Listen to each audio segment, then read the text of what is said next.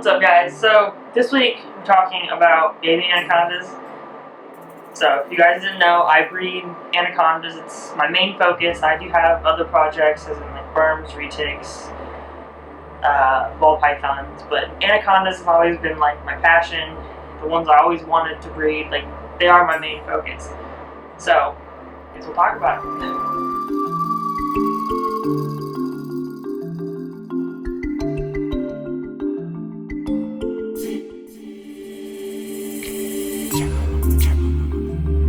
This is Pocket. She came from the first breeding I did with anacondas. Her mom is Mama, and Blue is her dad. So she is about 2 years old, and she was a really picky eater when she first started out. She started on chicks, a lot of them started on rats. She was paying for the first year, but then she finally got on rats, and that's all she wants now, and she's been doing great ever since. So that's Pocket. Super friendly. She wasn't always this friendly. She took a lot of work, more than all the other ones I've had, but she is very, very friendly now. She's turning out beautiful too. She's turning out to look a lot more like her father than she is her mother. She has more of the dots on her back, the black dots, dorsal pattern, which is more of like what her father looks like, where her mom is a little bit more reduced pattern, which the babies that I had 5 months ago look a lot like the mom. But they also have a different dad, so I'll show you some of those.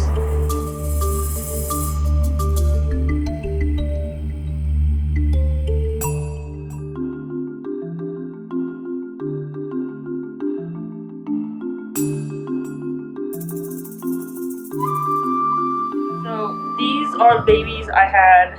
They're exactly 2 years to the day younger than Pocket, who I just showed you.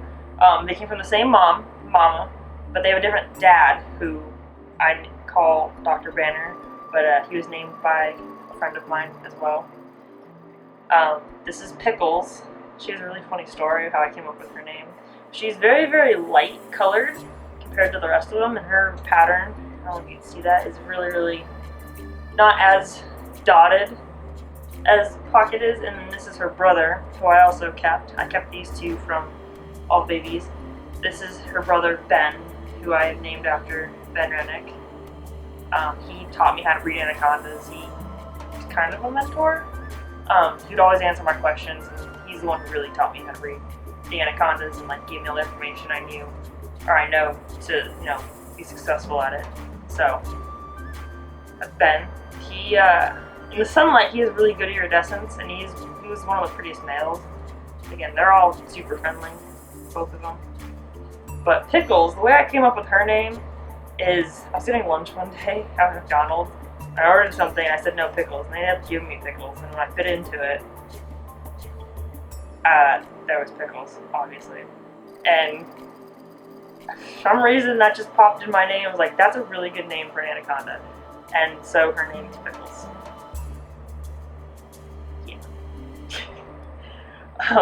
They are both eating rats. They're doing great. They're slamming rats, which is great. They weren't as picky as previous litters when it came to food. They've actually been like the best out of all of them. They're also the biggest babies born out of all the ones I've had. They came out huge, like just really big, and like double the size of all the other ones. Like when Pocket was born, she was tiny. She was half the size. She's actually bigger than him. But yeah, Pocket was like half the size of him and like just really small, which was just threw me off. When these guys were born, they were just huge. So they're cool. Can't wait to see them grow up. But like I said, they both have really like reduced patterns compared to the other babies. Like Pocket. So if you can tell, I don't know if you can see it in person. You can. It's hard to show on camera, but there's not as many black dots, and they're very spaced out, which that's where the reduced pattern is. Now, it's just selective breeding that causes that. It's not a morph, it's not a mutation, it's nothing. It's just different bloodlines that can cause stuff like this. So, that's cool about them. Look at them. show you some. So Puppy was the last one to have babies. She didn't give me that many, but I did keep the 3 I got from her, and they were super, super friendly. Like, they haven't even struck at me ever. These 2 guys, they were a little iffy at first, but now they... Why?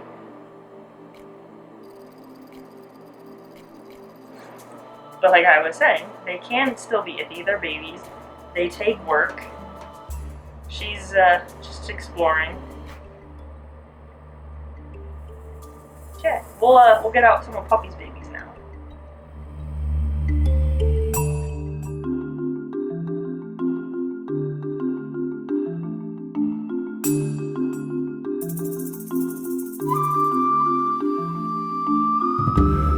So these 3 came from my big female puppy, and the father of them is blue.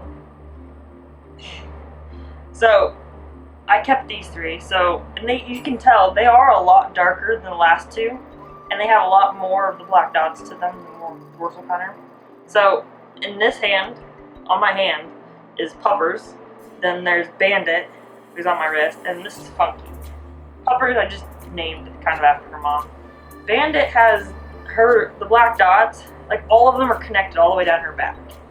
And then Funky has these really odd spots that are just misshaped, so that's kind of why she got her name. Now they're all females, but they're super cute, super friendly. They came out just super friendly all together, which is awesome. And Funky is the one who is the best eater, who has grown a lot faster than these 2. But all of them eat rats. They both love them. And yeah, they're just all super friendly.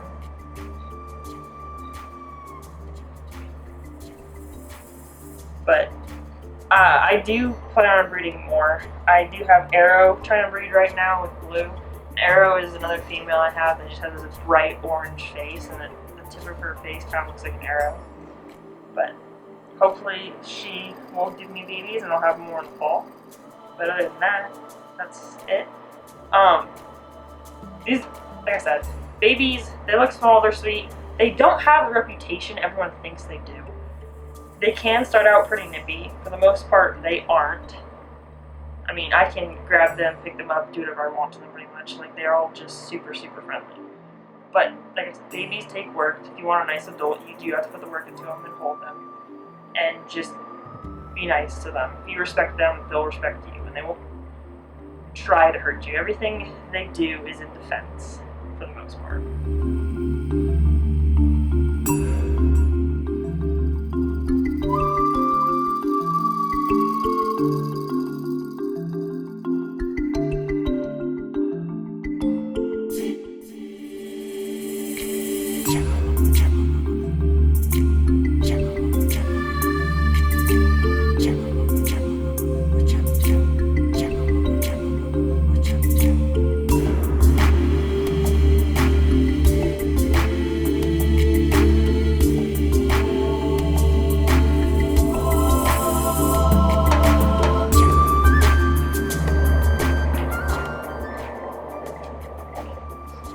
So, it's kind of a short video.